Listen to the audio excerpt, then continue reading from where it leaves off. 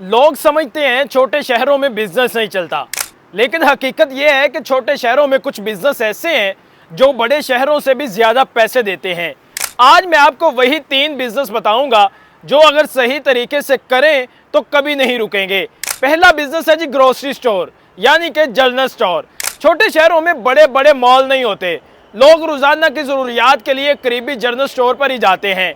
आटा, दाल, चीनी, दूध सब एक ही जगह से मिल जाए तो ग्राहक बार बार आता है।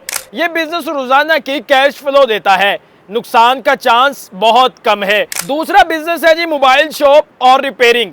छोटे शहरों में इंटरनेट और मोबाइल हर बंदे की जरूरत है। रिचार्ज, बैलेंस, सिम, एक्सेसरीज और साथ साथ मोबाइल रिपेयरिंग, ये सब एक ही दुकान से मिल जाए तो ग्राहक हमेशा आपके पास आएगा। ये छोटा सा सेटअप है लेकिन बहुत प्रॉफिटेबल है। तीसरा बिजनेस है जी फूड पॉइंट या तंदूर। छोटे शहरों में फास्ट फूड का इतना ज्यादा ट्रेंड नहीं होता जितना कि रोटी, चाय, समोसे या पकोड़े का। एक साफ सुथरी जगह बनाकर अच्छे जायके के साथ खाने का पॉइंट शुरू करें तो लोग खुद चलकर आएंगे। फूड का बिजनेस कभी बंद नहीं होता क्योंकि खाना हर बंदे की सबसे पहली जरूरत है।